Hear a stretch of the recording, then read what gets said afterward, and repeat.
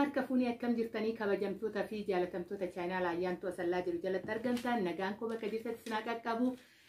bakka jiraattanii bakka eeggamtanii yoona eegdan isiniin jechaa egaa ka har'a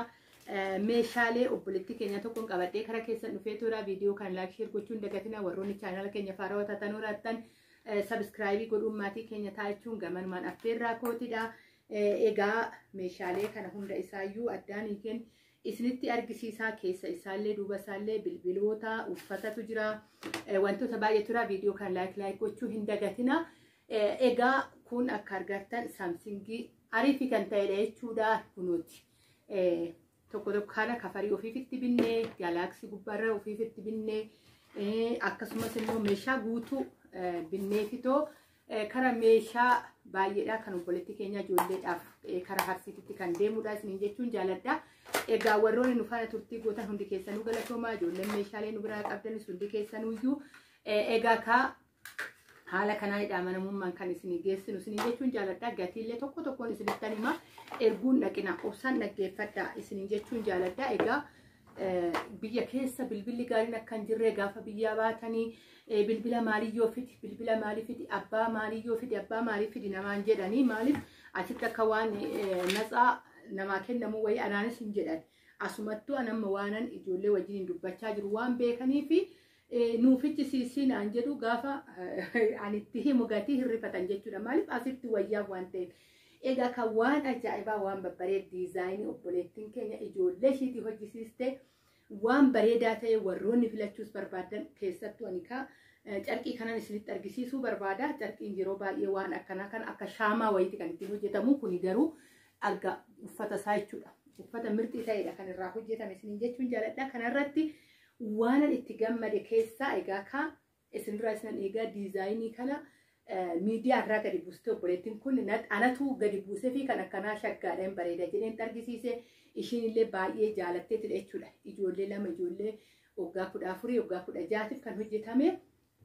warroonni tanaan durallee laaltanii jaalattanii hojjisiisuuf filattanii tolistaniis hojjisiisuu dandeessu haala isin barbaadanii hojjechuu dandeenya isiniin jechuun jaaladha. Dhugaan isin jedha laalaa diizaayiniin kun xilfiin kun haala baay'ee of keessaa qaba. Akka argaa jirtan jalaan xilfii biraatidha. Asiin hodaadha. Asiin xilfii biraati. Asiin xilfii biraati jechuudha. Baay'ee bareedu uffata isaa immoo laala. Kuni baay'inaan argee jiru warroonni cidhaafis hojjisiisanii akka shaamati waan akkanaa hin qabu. Egaa akka kaameeraan isinitti mul'isu ta'ee hin beeku hedduu tokkoon itti gammade jechuudha. Maaliif waan hojjetan tokko gaafa itti milkaa'an caalaa wanni nama gammachiisu tokko homtuuyyuu hin jiru isiniin jechuun jaaladha. Lamaadha uffanni kuni egaa kaawwadhee isinitti argisiisuuf kan warroota dhiiratiidha. Isiniin jedha kunuuti haala kanaan kana fakkaata.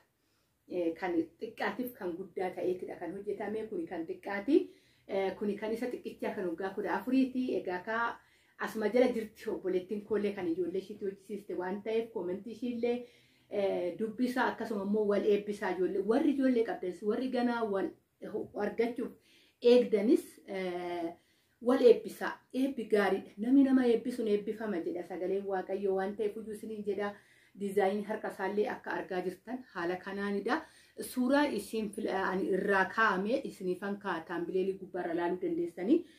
Suuraa kanaa fi hojii kanaa garaagarummaa tokko yoo qabaate ilaaluu dandeessan haala barbaadan nuti gizee hundaan isiniin jedha. Meeshaa fe'e haa ta'u hojii harkaa haa ta'u meeshaalee haa ta'u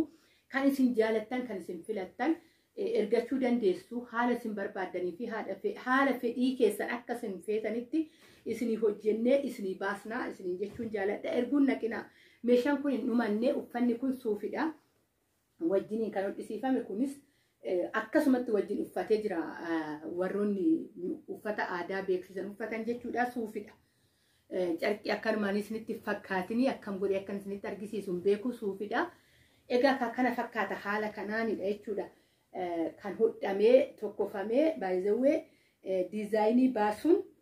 baay'ee tokkoon itti gammade diizaayinii kanatti jechuudha. Filannoon ishiitillee baay'ee tokko gaariidha. Akkasuma baay'isni isaatillee hedduun itti gammade waan jettan hin beeku. Surreenis akkasuma lama kan ijoollee lachiituyyuu isiniin jedha isa guddaa fi isa xiqqaadha kun kan isa guddaati. Haala kanaan hojjetamee baay'ee fi jira diizaayiniin ishii isiniin jechuun jaaladha. Yaada soo qabaattan immoo hin dagatina. sheer walii godhaa warroonni akkasuma ijoollee qabdan maatii keessan barri haaraatti dhufaa jira warroonni bara haarawaaf maatii keessa sapiraayizii godhuu barbaadan ijoollee keessaniif uffata sapiraayizii godhuu barbaadan hundi keessanuyyuu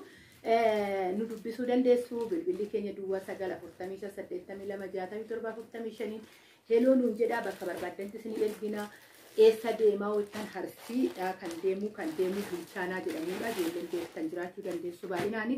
warroonni hin beekne immoo egaa ka arsii keessaa karaa bulchaanatti kan deemu egaa ka harsiin qorra amma kan deemnu gannattidha uffata obboleettiin tiyya maal naan jettee uffata kootii jalaan uffatanii naabitii fi naan jettee akka argaa jirtan wanti kun dirribiidha kanarratti sooftidha isiniin jedha akkamitti akkan egaa kaameeraa keessatti akkamitti akkan isinitti argisiisu hin beeku uffata sooftii ta'e laslaasaa ta'e keessi isaallee jechuudha biraandi uffata biraandi kan ta'edha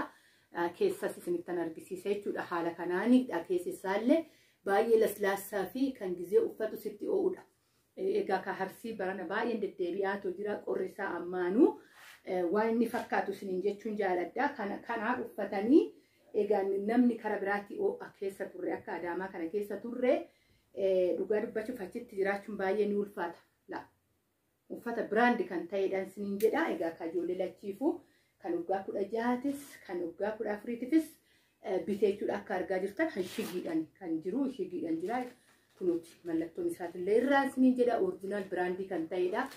isiniin jechuun jaaladha kana uffanna walirraan kan qorraatiifis akkasuma kiisii qabaa ol